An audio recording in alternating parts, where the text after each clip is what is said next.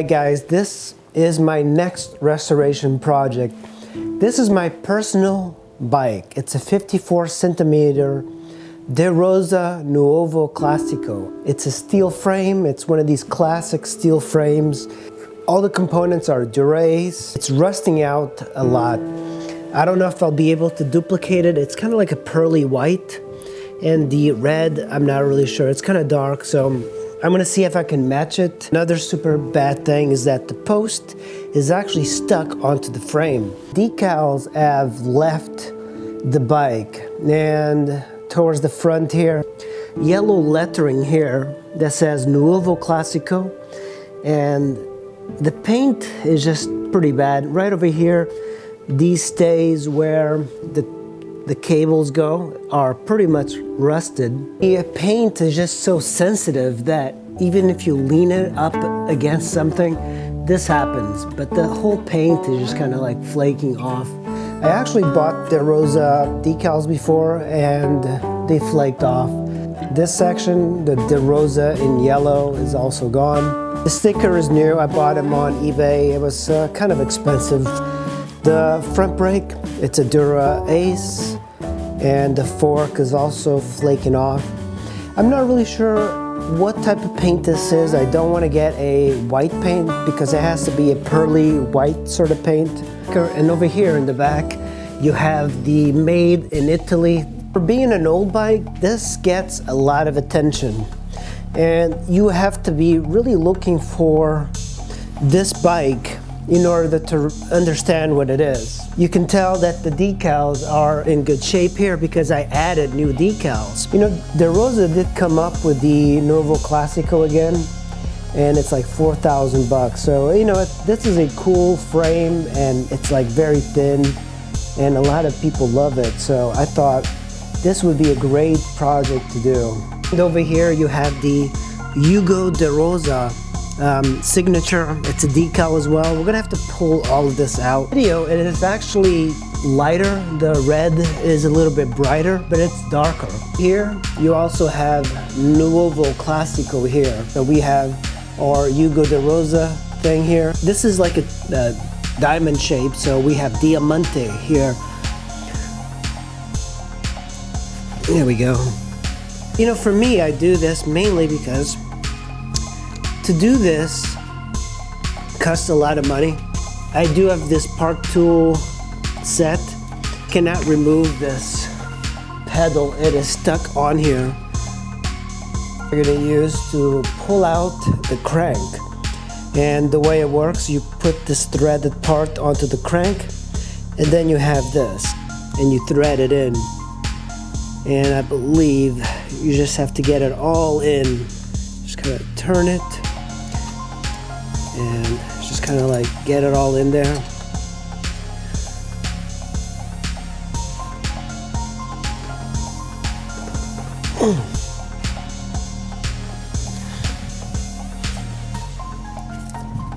It's been here so long that, and get this in as tight as you can. All right. Oh, good. This one's actually moving. It was easier to do. Right crank. It's very lightweight, and I am going to be replacing these as well. They are worn. It's not moving well, so that's going to be the next thing. You're going to need a large bar like this, a breaker bar, and a special tool to remove bottom bracket. This is a bottom bracket removal tool. This tool has got some teeth, and what it does, it kind of attaches onto here. And I'm just going to, this one was good enough. It's actually moving the other side.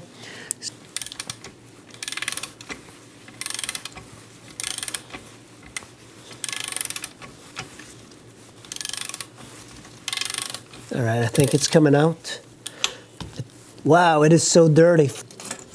And there we go. That took me a while to figure out this because what I hear is that all of these bikes have a different way of removing the bottom bracket, but this one's counterclockwise on both the the bracket. So keep that in mind. I thought for some reason the bottom bracket would be the other way, the opposite way, this way, but both bottom brackets are threaded, so you do counterclockwise to loosen. And the bottom bracket should be loose, and there we go. This is the other side of the bottom bracket, and this is the bottom bracket. But you can see, like, it's just grungy. There's dirt, there's grease. There's some grease that is kind of new. So this is a Shimano BB UN91, right and left. Shimano BB bottom bracket UN91. It moves pretty well, but there's bearings inside here that I do wish that I could. So this is a cartridge unit, sealed cartridge unit.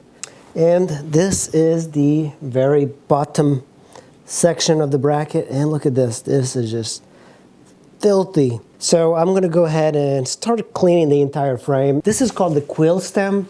Most bikes now have a very different type of contraption. And I'm also gonna renew the tape as well, so let me go ahead and just pull it all out. And bicycles, unlike motorcycles, are much cheaper to fix unless you're going like really high end. I'm shocked by the cost of bicycles these days. You know, it's funny, like when I bought this bike, it wasn't retro. It was just a regular, really cool steel bike. And then all of a sudden I was riding it, and then guys would come up to me and go like, hey, that's an awesome retro bike. And I was like, whoa. The bars have definitely seen better days. The bike shifts extremely well. We're gonna be removing this from the frame. First thing we're gonna do is remove the cable to the front derailleur.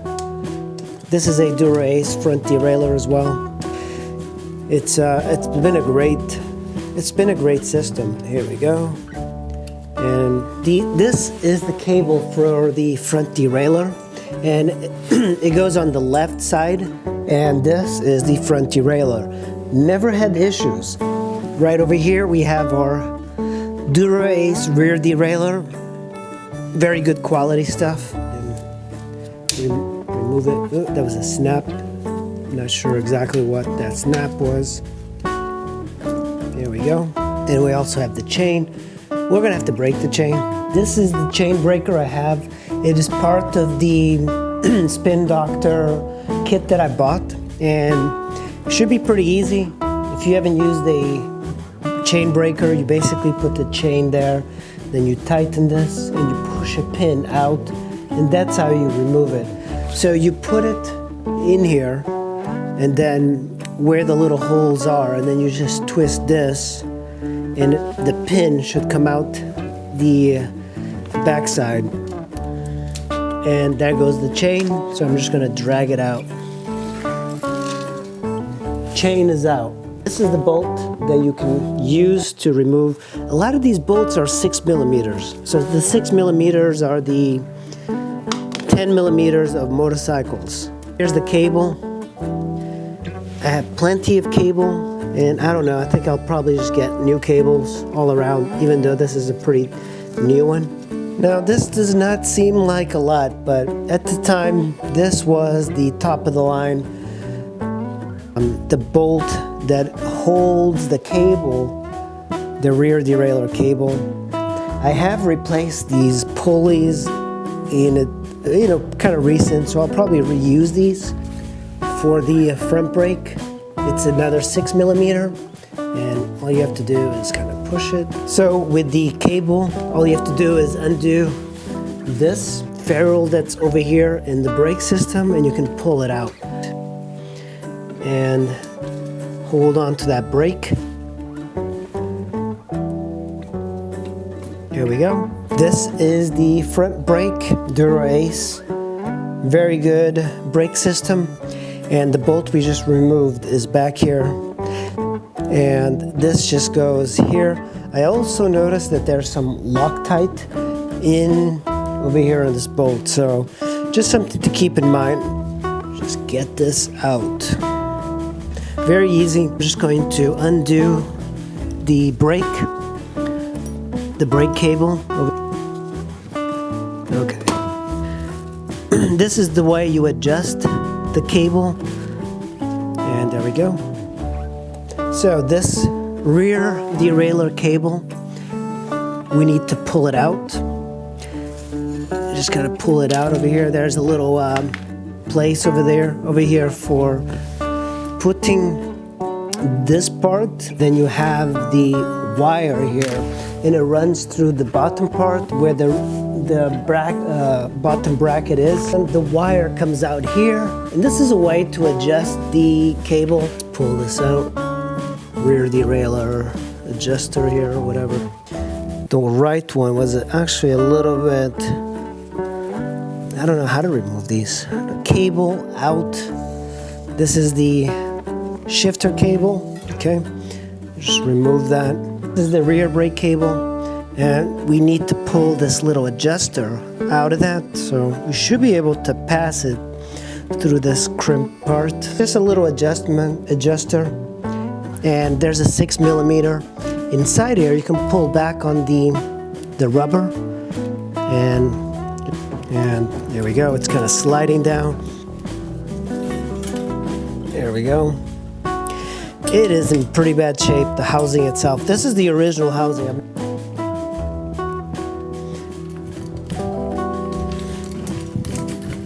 It is a very light frame, just like this. Using a wrench, let's get this top part out.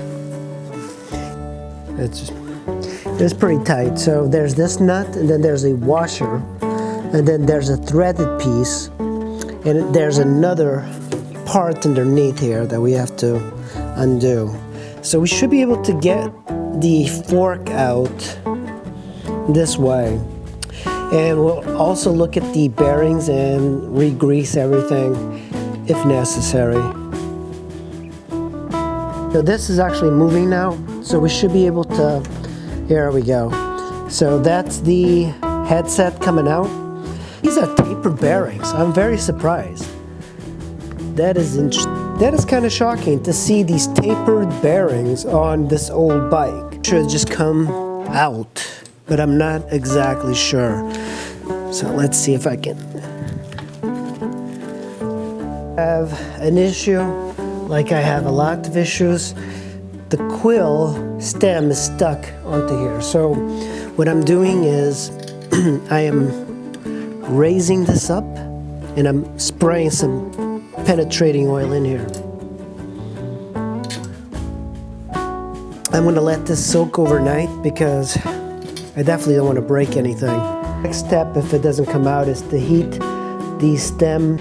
Try to break it because it should separate. This should be one piece, and the fork should be coming down. That way we can replace the bearings. I'm going to make this. I'm going to put it in between my legs, and I'm going to rotate like this. Now I am kind of lying a little bit. I did this, and it took forever, but just now I used all my strength, and I rotated it to the left and to the right, and there was a very loud snap, which is, I believe, the metal inside. So this is the way it should be. So do this. Now you can see the handlebars and stem move independently, and just gotta like hold the frame and just move up. And look at that, move up. Oh, that is so good.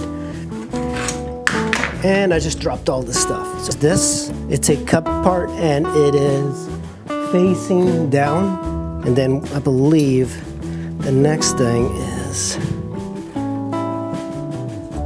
or is that part of the, okay. Sliding the fork down, hold on to the fork. This is dirty. If you guys can tell, but that is debris. That is like dirt. This is, what happened is that water got past the grease and the seals and has started to kind of rust this part, but it's easy to clean up. They have like grime and sand in it, so the seal definitely worked its way out, but all the bearings seem to be there. And the last part is another cupped. This one's a little bit different. It's more substantial, it's thicker, and it sits on the actual fork, so at the tapered part. It is the top part of the stem, and we're just going to look at it really quick. And this is the bottom part. So on the top part, if I was to do this, this sits on top of the stem. So at first, this is your first piece. Then you have the bearing. The bearing sits on that curved piece, and then there's another curved piece that sits on top of the bearings. That is going to give you that nice rotation. And then you have this metal part that's like the really big one. It holds the entire bearing. And then you have a spacer on top of that. Is the other part of the top. This bolts everything down and sandwiches everything together. So this is the top assembly. This is on the bottom part of the fork, so it's the same sort of thing except you have this. It's a thicker section of the steel, and then you have the curved, kind of like washer style, and then you have your bearings, and then you have another curved portion, and then you put the fork through here and attach it to the quill.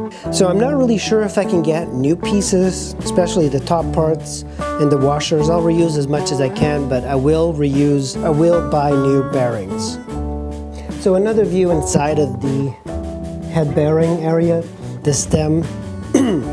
So this is really dirty, and if I put my finger in it, I do feel the rust portion.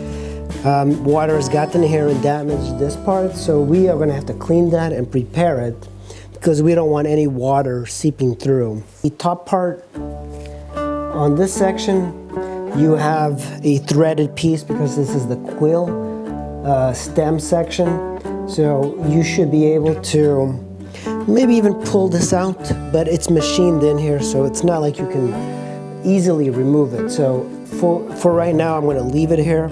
I believe that I should be able to remove it. I just don't know how to yet, because we want to paint it. We don't want to get paint on here. Point we have the fork on here. We're just going to give it a nice wipe, because I do have a lot of grungy stuff on here. This is kind of interesting that the paint, whoever painted this part as well. I was not expecting that. That's kind of shoddy.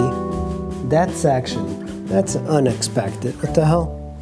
What are they doing? Also, a note is that the top part, it's got DeRosa embossed into the top of the fork. What we are going to be doing, we're going to paint it all, and then I am going to use yellow paint to try and get the paint in there. Another interesting thing to note is that there is a piece of chrome here on the side, which is not painted, so I'm going to see if I can emulate that. It's also embossed with DeRosa on it.